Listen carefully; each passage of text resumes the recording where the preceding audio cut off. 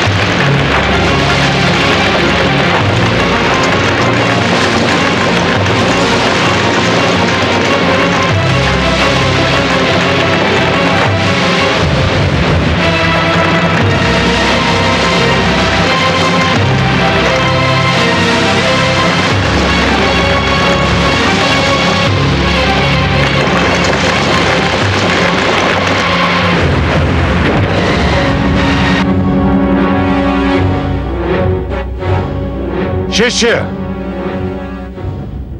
आज्ञा गुरुदेव। यज्ञशाला में अग्नि प्रज्वलित करो। जो आज्ञा गुरुदेव।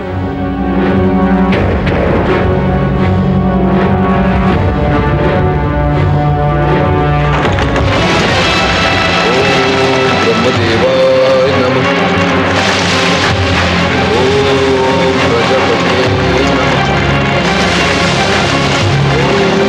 ब्रह्मदेवाय नमः। ओम प्रजापतये नमः। ओम ब्रह्मदेवाय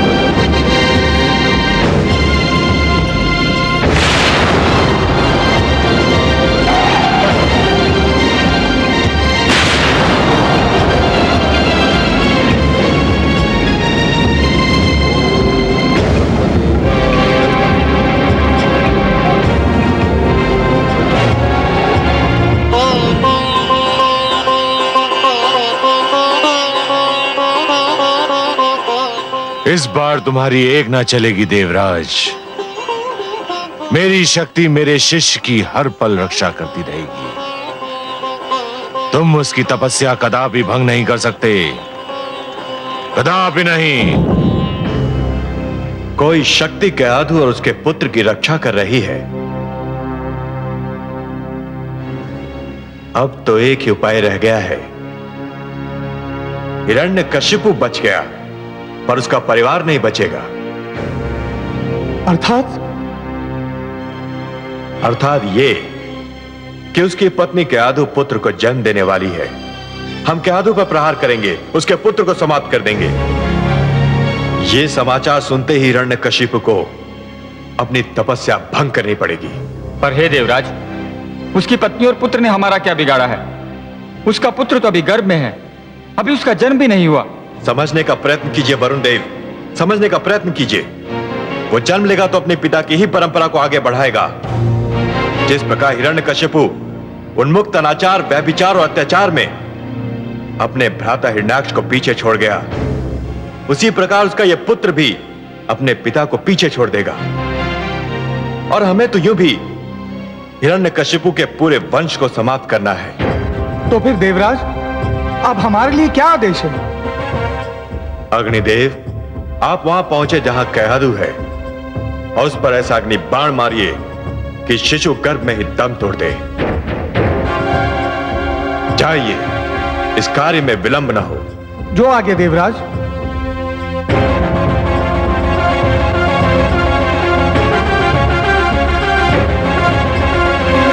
हे कमल नयन, ये तो बड़ा अनर्थ हो रहा है। माना कि असुर हिरण्यकशिपु मानसिक संतुलन खो बैठा है। उसने मानव लोक में आतंक फैला रखा है, परंतु इसके उत्तर में किसी बालक से जन्म लेने का अधिकार ही छीन लेना, किसी माता के गर्भ को छलनी कर देना तो घोर अन्याय है, अत्याचार है, नृशंसता है। मैं आपसे सर्वथा सहमत हूं महादेवी। अत्याचार का उत्तर अत्याचार से देना बिल्कुल वैसा ही है जैसे अग्नि को अग्नि से बुझाने का प्रयास करना। अत्याचार का दंड अवश्य देना चाहिए, पर केवल अत्याचारी को, पापी को, उसके परिवार के सदस्यों को नहीं। और ऐसे सदस्य को तो कदापि नहीं जिसने अभी जन्म ही न लिया हो, जिसे अपने पिता के पाप का ज्ञान ही न हो। हे कमल नयन, मेरी समझ में नहीं आ रहा कि मैं क्या करूं। एक ओर कयाधु की कोख में पलते बालक को लेकर मैं चिंतित हूं, तो दूसरी ओर निर्दोष मानवों पर हो रहे अत्याचार को देखकर मैं व्याकुल हूं। मैं आपका दुख समझता हूं महादेवी। यदि ऐसी स्थिति बन जाए कि दो परस्पर विरोधी गुटों की लड़ाई में दोनों ही पक्षों के केवल निर्दोष और असहाय तत्व ही अत्याचार और आतंक के लक्ष्य बन जाएं, तो हर उदार मन तड़प उठता है। फिर आपके पास तो मां का हृदय है। हिरण्यकशिपु और देवराज दोनों ही अनुचित कार्य कर रहे हैं और उन्हें एक साथ केवल आप ही रोक सकते हैं। देवराज उस मां के गर्भ में पल रहे बालक को कुछ भी क्षति नहीं पहुंचा पाएंगे। मैं आपको यह वचन देता हूं। और हिरण्यकशिपु का आतंक, उसे आप नहीं रोकेंगे? उसने तो मानवों का श्वास लेना भी दुर्लभ कर रखा है। हे महादेवी, जिस प्रकार दीपक जिस अंधकार को मिटाता है, वो अंधकार उसी के नीचे जा छुपता है, उसी प्रकार कभी कभी सत्य को असत्य के नीचे और पुण्य को पाप के नीचे ही शरण मिलती है। एक पापी सत्य को संसार से मिटाने की धुन में यह भूल जाता है कि सत्य तो वहां भी पल सकता है जहां कभी उसने सोचा ही न था। कदाचित उसके अपने घर में। मैं समझी नहीं सर्वेश्वर। असुर राज हिरण्यकशिपु ने मेरा नाम लेने वालों को समाप्त करने का प्रण किया है। उसका दंड यह है महादेवी कि मेरा सबसे बड़ा नाम लेवा उसी के घर में जन्म लेगा। उसके अभिमान को स्वयं उसका रक्त ललकारेगा। आप तो बस देखती जाइए महादेवी। उसी के बालक के रूप में एक ऐसी कहानी जन्म लेने वाली है जिसे संसार कदापि नहीं भूल पाएगा। महादेवी, जिस प्रकार विष ही विष का अंत भी करता है, उसी प्रकार असुरों के आतंक का अंत असुर पुत्र ही करेगा। उस बालक की कयाधु के गर्भ में रक्षा और हिरण्यकशिपु के आतंक का अंत दोनों ही मेरे हाथों में है, और यह दोनों कार्य मैं करूंगा। आप तो रहस्यों के रहस्य हैं, भेदों के भेद। पर अब मुझे संतोष हो गया है कि आप मेरी सारी चिंताएं अवश्य दूर कर देंगे।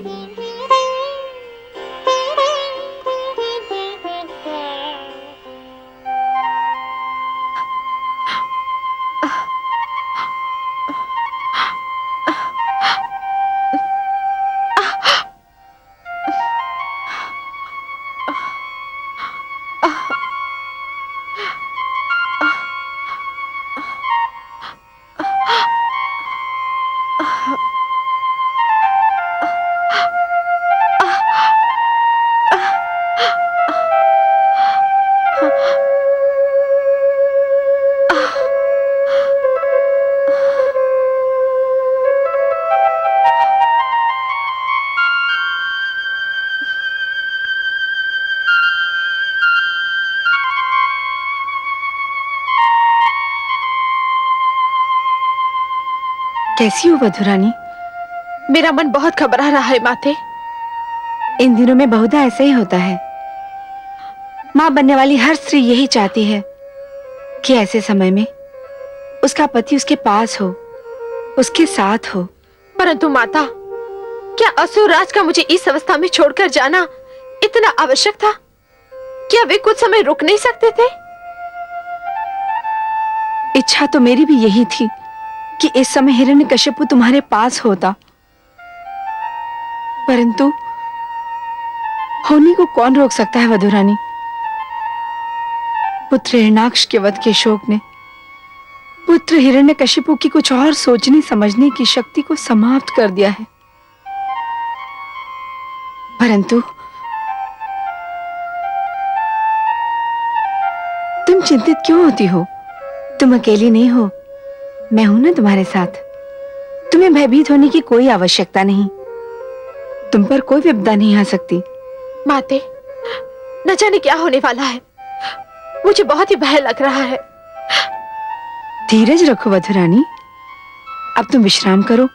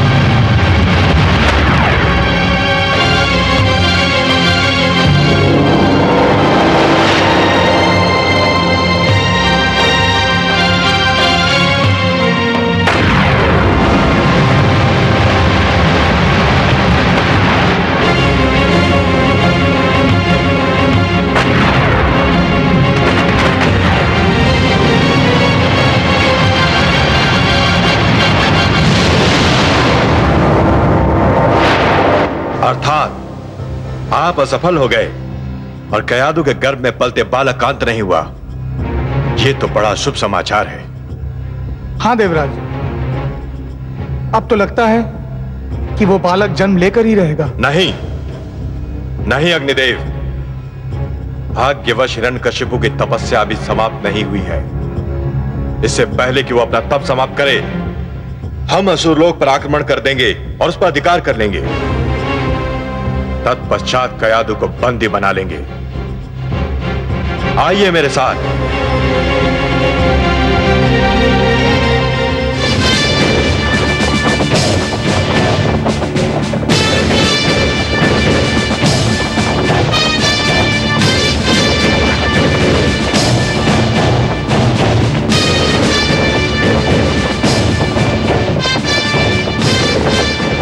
सारथी रथ रोको।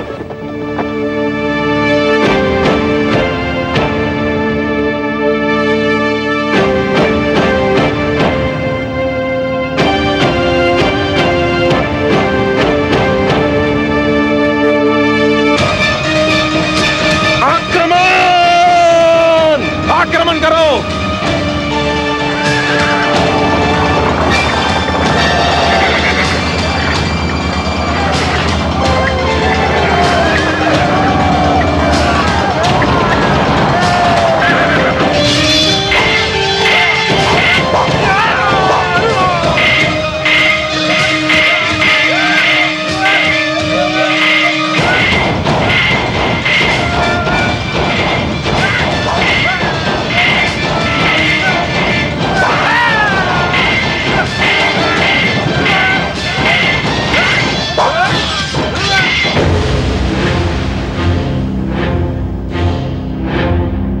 रुक जाओ, ये महारानी कयादू का कक्ष है।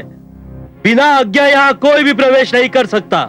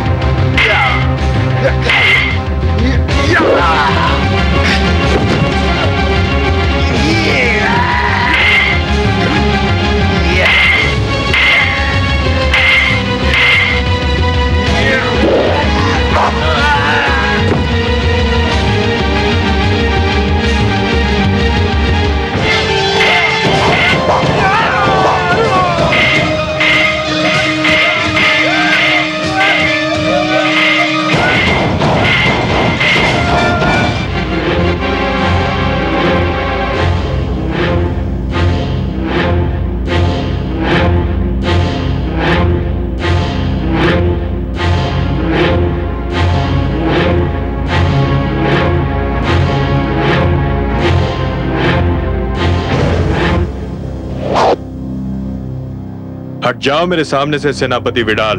नहीं देवराज, मेरे जीवित रहते आप महारानी कयादू के कक्ष में प्रवेश नहीं कर सकते। प्रवेश तो मैं करूंगा। अब यदि इसके लिए तुम्हारा जीवित न रहना आवश्यक है तो फिर ऐसा ही होगा। परंतु मेरा परामर्श मानो तो आत्महत्या मत करो। मुझे अंदर जाने दो।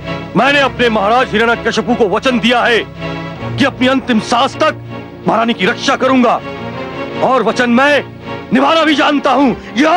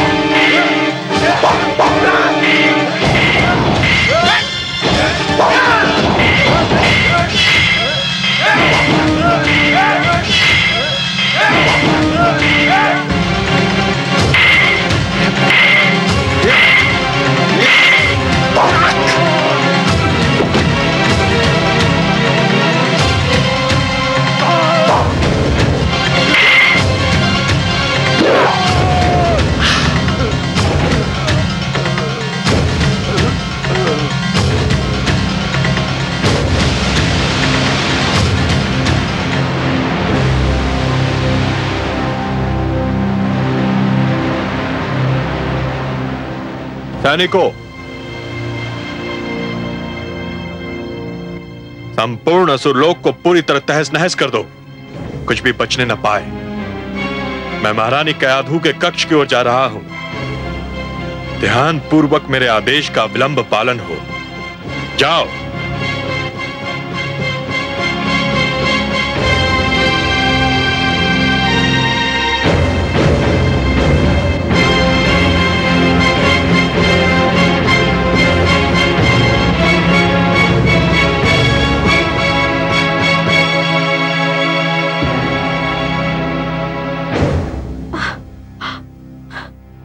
क्या है? क्या चाहते हैं आप देवराज? देवी, मेरी विनती है कि आप मेरे संग चली चलें। नहीं, मैं कहीं नहीं जा सकती। जानते नहीं, मैं मां बनने वाली हूं। जानता हूं देवी, इसीलिए तो कह रहा हूं कि आपको मेरे साथ देवलोक चलना होगा। नहीं, मैं अपने पति का घर छोड़कर नहीं जाऊंगी। मुझे मेरी स्थिति पर छोड़ दीजिए। देवी, मैं नहीं चाहता कि बल का प्रयोग करूं। आप मेरा अपहरण करेंगे देवराज? एक ऐसी नारी का अपहरण जिसके गर्भ में संतान पल रही है? यदि आप मेरी विनती को यही नाम देना चाहें तो मुझे कोई आपत्ति नहीं, पर चलना तो होगा आपको। मुझ पर दया करे देवराज, आप तो देवता है। यदि आप भी ऐसा दुष्कर्म करेंगे तो संसार का क्या होगा? मैं तुमको इसलिए ले जाना चाहता हूं कि तुम जिसको जन्म देने वाली हो वो भेड़िए का शिशु है। भेड़िए का शिशु भी भेड़िया होता है। चलो। नहीं, नहीं। चलो।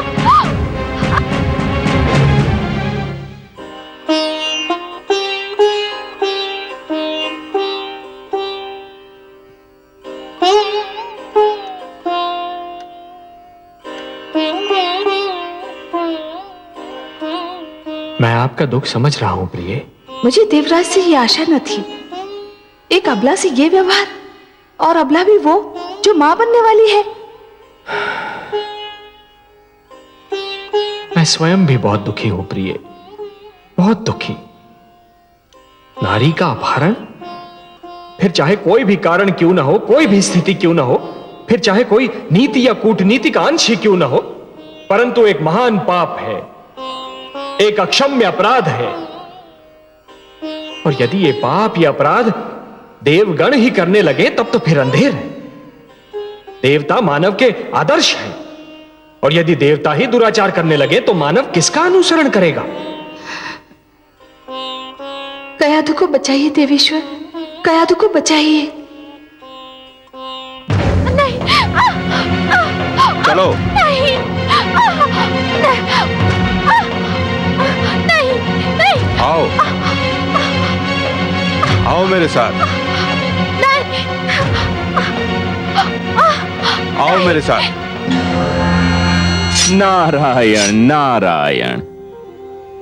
क्षमा करें देवराज, मैं कदाचित अनुचित समय पर आ गया। आप ये जो महान कार्य कर रहे हैं, इसमें संभवतः मैंने बाधा डाल दी। मुझे इसका खेद है। आप व्यंग कर रहे हैं देवर्षि। मुझ में इतना साहस कहां देवराज कि मैं आप जैसे महान व्यक्तित्व पर व्यंग करूं। आप देवताओं के राजा हैं, सबको चरित्रवान बनने, सत्य मार्ग पर चलने के उपाय बताते हैं। आप पर तो वही व्यक्ति व्यंग कर सकता है जिसे अपने प्राणों की चिंता न हो। पर मैं क्या पूछ सकता हूं देवराज कि ये आप क्या कर रहे हैं और क्यों कर रहे हैं? इस नारी के गर्भ में एक पुत्र पल रहा है। यह मां बनने वाली है। यह कोई नया समाचार नहीं है देवराज। हर स्त्री विवाह के उपरांत कभी शीघ्र कभी देरी से मां तो बनती ही है। जानता हूं देवर्षि, पर इसके गर्भ में हिरण्यकशिपु जैसे अत्याचारी का पुत्र है। पुत्र तो पुत्र ही होता है देवराज, वह चाहे सदाचारी का हो चाहे अत्याचारी का। पर आप इस नारी का करेंगे क्या देवराज? इसको बंदी बनाकर रखूंगा और जब ये पुत्र को जन्म देगी तो उसका वध कर दूंगा। इसलिए देवराज, क्योंकि यदि मैं आपको बधाई दूं तो इसका अर्थ यह होगा कि मैं आप में और हिरण्याक्ष में कोई अंतर नहीं समझता। उसने भी एक नारी धरती का अपहरण किया था। और यदि मैं शोक प्रकट करूं तो कहीं आप रुष्ट न हो जाएं। वैसे देवराज, आपने अग्निदेव को भेजकर कयातु के गर्भ में पलने वाले बालक का वध करना चाहा था। उस अभियान का क्या हुआ? वो अभियान असफल हो गया। क्यों? कैसे असफल हो गया? किसी शक्ति ने उसकी रक्षा की थी। नारायण नारायण। तो आपको विश्वास है देवराज कि जिस शक्ति ने इस बालक के जन्म लेने से पहले उसकी रक्षा की थी, वह इसके जन्म लेने के उपरांत उसकी रक्षा नहीं कर पाएगी। आप कहना क्या चाहते हैं देवर्षि?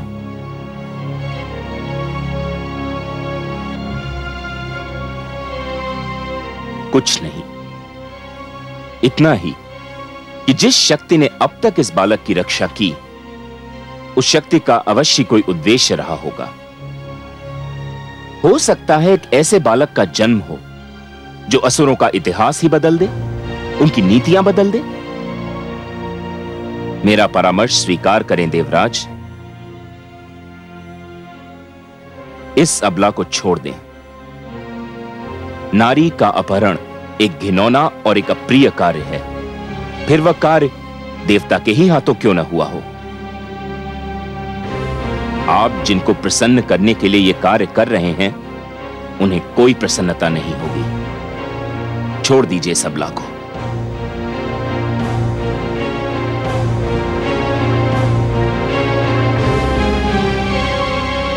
कदाचित आप ठीक कह रहे हैं देवर्षि।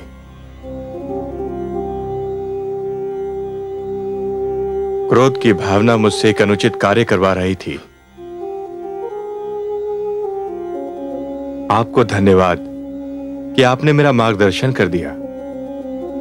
सत्य है कि आप महानतम मार्गदर्शक हैं। देवी, मैं आपसे क्षमा मांगता हूं। जाइए, अब आप मुक्त हैं। पर मैं कहां जाऊं देवराज? आपने तो समस्त असुर लोक को तहस नहस कर दिया है। आप इसकी चिंता ना करें देवी। मेरी कुटिया किस दिन काम आएगी। वहां राजभवन जैसा सुख तो नहीं, पर आपकी रक्षा मेरा उत्तरदायित्व होगा। आइए, बालक के जन्म तक आप मेरी कुटिया में पधारें। आइए, चलिए।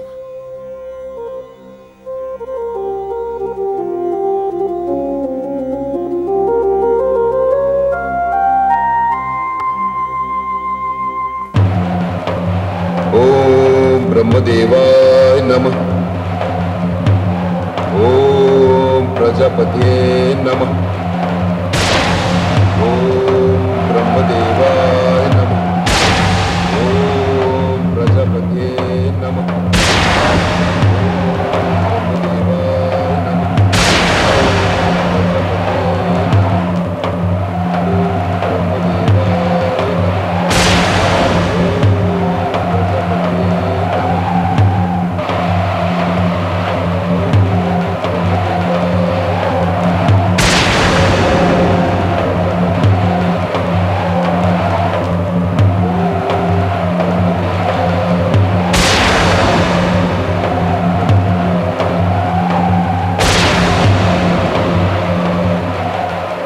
हिरण्यकशिपु मुझे पुकार रहा है। मैं क्या करूं? जाऊं या न जाऊं? नहीं जाता हूं तो मुझ पर दोष लगेगा कि मैं अपने भक्तों की पुकार नहीं सुनता। जाऊं तो वो जाने मुझसे क्या वरदान मांगे। मैं भली भांति जानता हूं वो मुझसे जो भी मांगेगा उसका प्रयोग देवताओं के विरुद्ध ही करेगा, पर मैं उसकी अनसुनी भी तो नहीं कर सकता।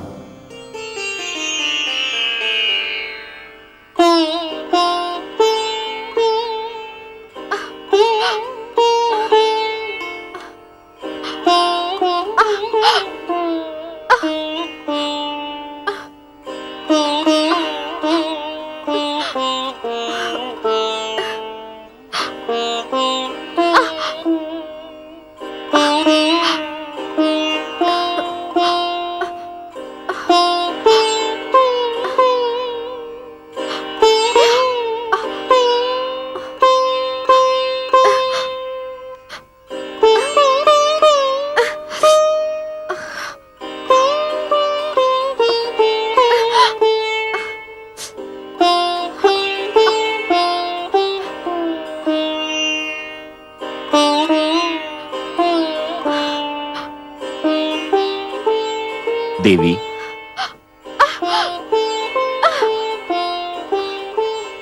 देवी ये दूध पी लें और कुछ फल ग्रहण कर लें। नहीं देवर्षि, मेरा मन कुछ भी खाने पीने को नहीं कर रहा है।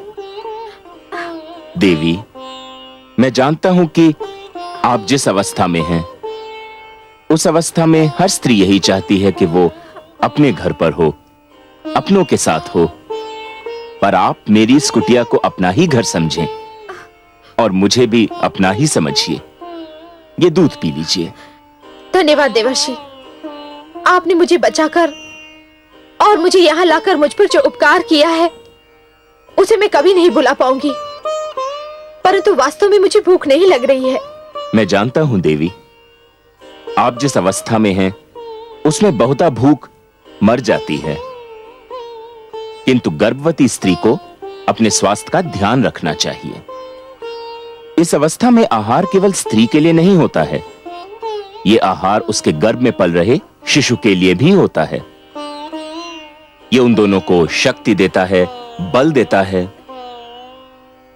लीजिए देवी, पहले आप ये दूध पी लें और फिर फल ग्रहण कर लें।